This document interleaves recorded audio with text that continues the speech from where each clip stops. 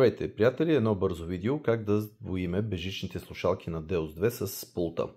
Независимо те дали са USA 2 или USA 2 XL, процедурата е най-съща. Трябва да обърнем внимание, че в самото начало трябва да знаете, че и двете трябва да бъдат с еднакви версии, защото иначе няма да стане сдвояването. Включвате пулта и виждате каква е версията. Тук лесно ще видите, че сте на втора версия, обаче за тези двете е малко сложна системата, защото няма дисплей, затова ако не се получава това, което ви показвам сега, ви съветвам да преинсталирате втора версия на слушалките също. Отиваме, да, добре, значи тук ще направим една такава система, ще намалим малко звука.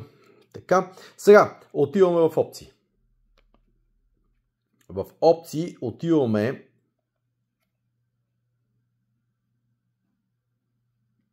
на Pairing, нали виждате?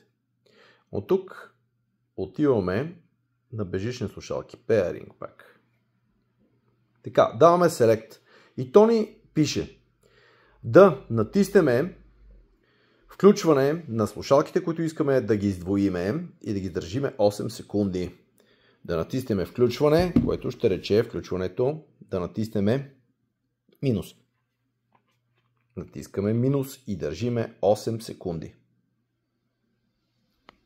Ето готово. Вече сме с сдвоените. Ето. Това е цялата процедура. Съответно, ако искате да ги спрете, натискате тия две копчета заедно, за да спрат. След което,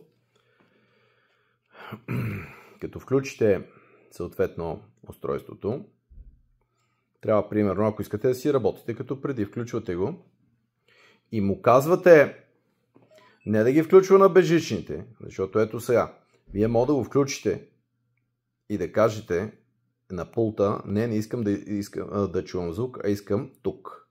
Тоест директно да си включите безжичните слушалки.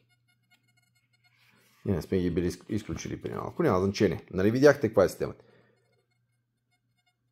С двете ги задържате и ги спирате.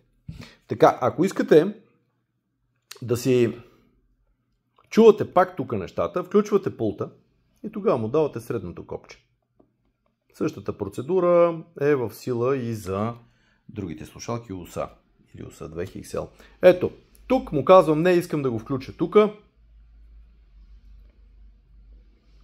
И съответно, нали, да увеличим звука. В случая тук има много смущение, затова така се чашка апарата. Това е от нас. Много цветни сигнали. Здраве, щастие и късмет!